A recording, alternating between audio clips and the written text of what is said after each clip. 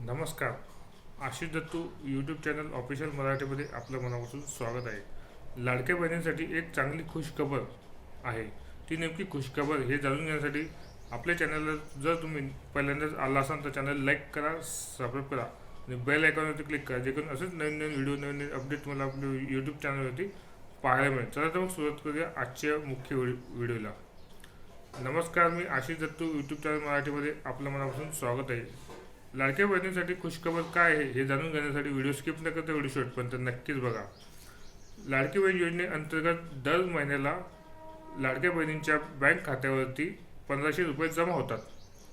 आतापर्यंत फेब्रुवारी म्हणजेच 20वा हप्ता लाडक्या बहिणींना मिळाला असून मार्च महिन्याचा 21वा हप्ता कधी मिळणार याची उत्सुकता लाडक्या बहिणींना असेलच.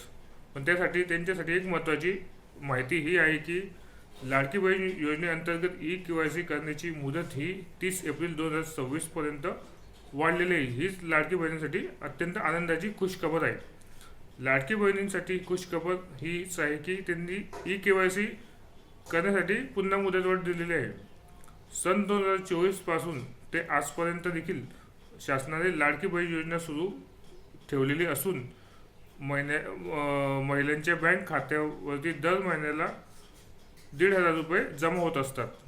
राज्य सरकारने 18 नोव्हेंबर 2025 पासून KYC करणे हे प्रत्येक या लाभार्थीला बंधनकारक केलेले होते आणि जसे जसे दिवस जात होते तसे मुदतवाढ ही मिळतच होती. पण दरम्यान KYC करताना अनेक लाभार्थी महिलांना तांत्रिक अडचणींचा सामना करावा लागत होता. म्हणजे फॉर्म चुकीचा भरला जात होता. काही जणांचा फॉर्म भरताना OTP येण्यास अडचण निर्माण होत होती. तसेच राज्यात आलेल्या नैसर्गिक आपत्तीसाठी आणि इतर अडचणींमुळे या योजनेतील अनेक पात्र लाभार्थी महिलांना KYC प्रक्रिया ही वेळेत पूर्ण करता आलेली नव्हती.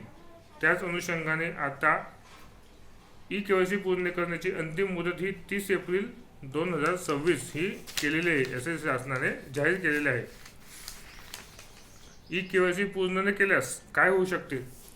KYC पूर्ण न केल्यास लाडक्या बहिणींना त्यांच्या खात्यात जे 1500 रुपये येत होते ते मे महिन्यापासूनचे पुढील त्यांना हप्ते 1500 रुपये मिळणार नाहीत. याची लाडक्या बहिणींनी दखल घ्यावी आणि लवकरात लवकर आपला फॉर्म हा KYC करून घ्यावा, जेणेकरून आपल्याला हा लाभ पुढे देखील कायम घेता येईल.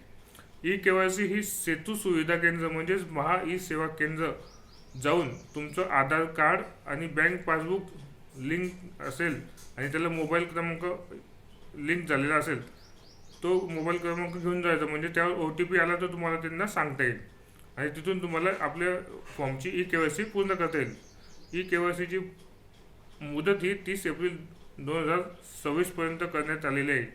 30 एप्रिल 2026 नंतर कुठल्याही प्रकारची मुदतवाढ ही देण्यात येणार नाही असे महाराष्ट्र शासनाने सांगितलेले आहे. त्यामुळे लाडक्या बहिणींनी लवकरात लवकर आपल्या फॉर्मची KYC महा सेवा केंद्रात जाऊन आधार कार्ड त्याला बँक पासबुक लिंक असलेलं ते लवकरात लवकर KYC करून घ्यावी. आपल्या चॅनलला जर तुम्ही नवीन आला असाल चॅनल लाईक करा, सबस्क्राईब करा आणि बेल आयकॉनवरती क्लिक करा, जेणेकरून असेच नवीन नवीन माहिती नवीन नवीन अपडेट आणि पुढील 21वा हप्ता मार्च महिन्याचा हा नेमका कधी येईल, कुठपर्यंत कोणत्या दिवसापासून यायला सुरुवात होईल याची इत्थंभूत माहिती आपल्या यूट्यूब चॅनलवरती आपण देण्याचा प्रयत्न करणार आहोत.